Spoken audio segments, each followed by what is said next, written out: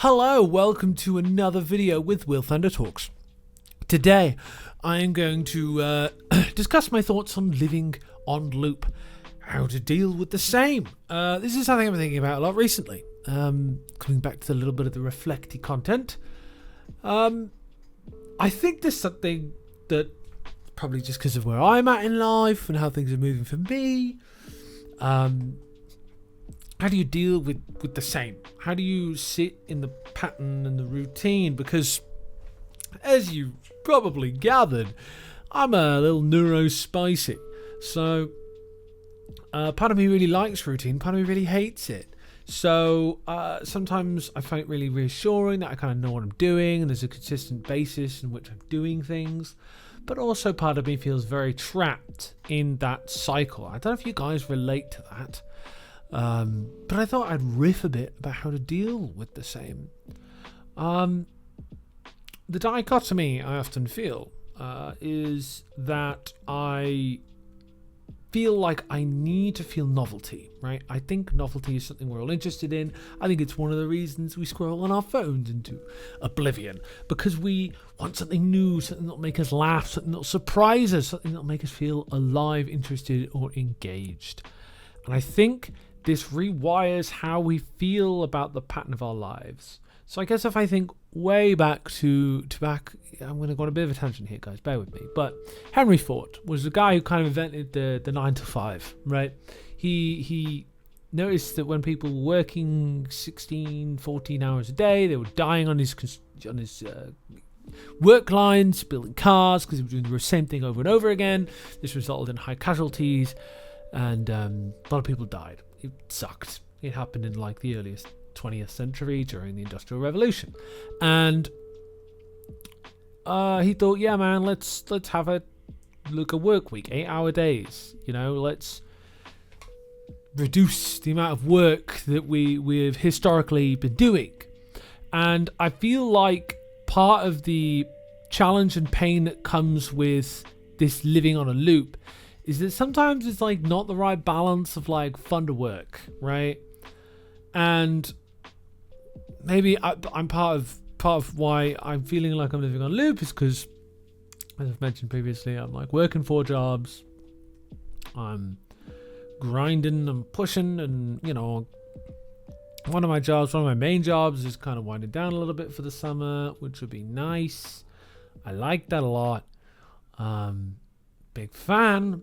However, I need to think about the broader scheme of my leisure to work, right? My fun to do. And I think this contributes to living on loop. I think about things I need to do that are fun and they're interesting. And for me, often, I get pulled to my phone, or I'm like, man, I'm going to like look at my phone for a while and do this thing, like doom scroll and stuff. And really, I'm trying to seek some kind of new, some kind of exciting.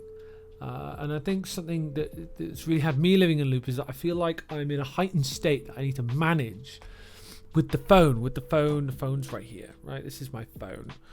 And it's really tough to, I think, sit with the nuances and feel the new in the same when we're pushed to have a lot of stimulation all the time. I think our bar for stimulation kind of goes up and up and up the more we spend online. If you're neurodiverse, you may find a lot of solace in online spaces and a lot of video games and be in those worlds. And I spend a lot of time in those worlds myself.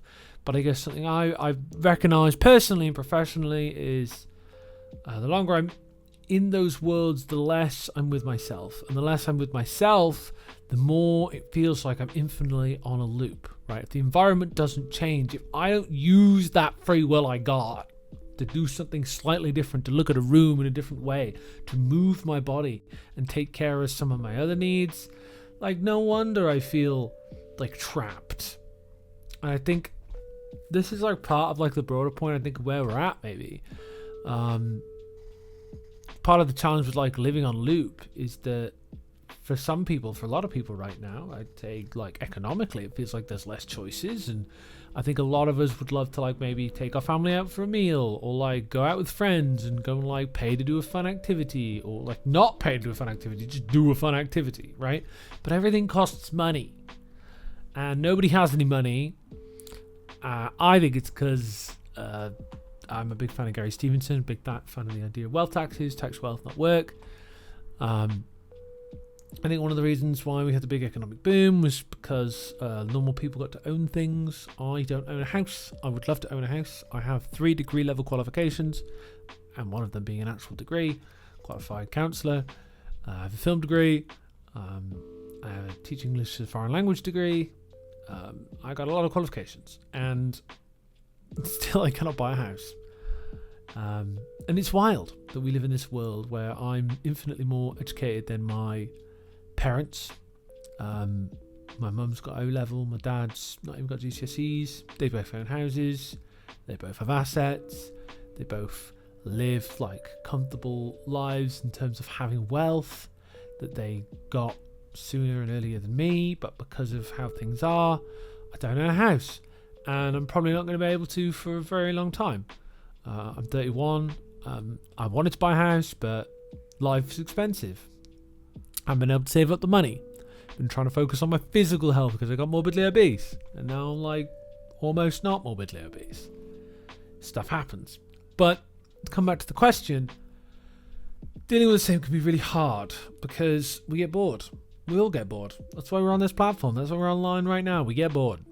A lot of people probably only made it this far of the video because they already got bored with what I was talking about before when I went off on tangents.